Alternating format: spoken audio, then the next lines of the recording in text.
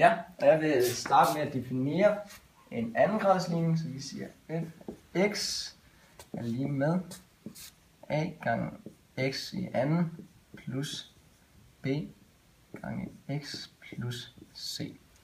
Og så vil vi differentiere den, så vi siger f mærke af x er lige med a gange 2 x plus b gange 1. Og b gange 1, det er det samme som bare b, så det fjerner vi bare. Og så vil vi lade f mærke af x gå lige 0, så vi sætter lige med 0. Og så vil jeg løse ligningen ved at isolere x. Vi siger f mærke af x er lige med a gange 2x, og så minuser vi med b på begge sider. Det bliver minus b. Og så siger vi x er lige med minus b, og så dividerer vi med 2a på begge sider også. Og så har vi x, som også vi kan se af vores toppunktsformel. Ja, det næste vi vil gøre, det er så at finde vores y-koordinat, som gerne skal hedde minus d, divideret med 4a. Det gør vi ved at bruge vores x-koordinat til at sætte ind i ligningen. Så det kommer til at hedde f af minus b, divideret med 2a, er lige med a gange minus b, divideret med 2a i anden, plus b gange minus b, divideret med 2a, plus c. Det næste vi vil gøre, det er så at ophæve parentesen.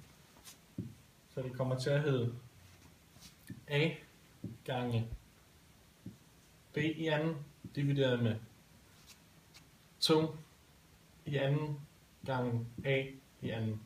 Og det kan også skrives som 4, så det gør jo lige i stedet. Det næste led, det er så at sige plus, som ikke bliver til plus, men til et minus. Minus b i anden, fordi vi ganger b ind her, divideret med 2a plus c.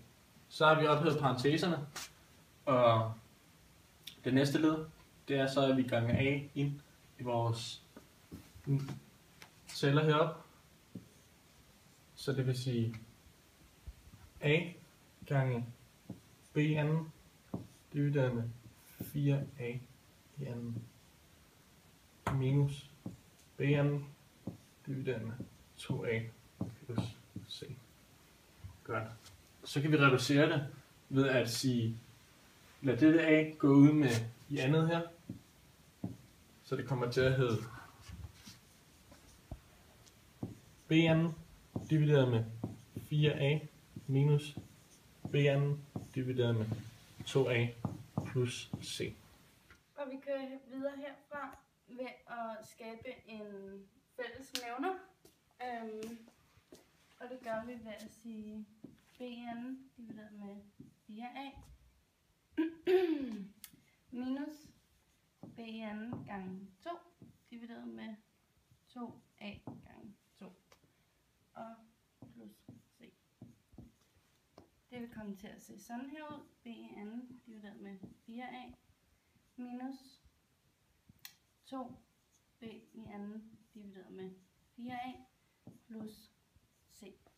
Nu skal vi samle det på en fælles brøkstreg, og det gør vi ved at sige minus b anden divideret med 4a plus c. Nu skal vi igen skabe en fælles nævner, og det gør vi ved at sige c gange 4a divideret med 4a. Og så sætter vi det på fælles brøkstreg, så det kommer til at hedde minus b i anden gange 4ac divideret med 4a. Og dette kan også skrives som minus d divideret med 4a. Og her har vi så y-koordinatet i toppunktsformen.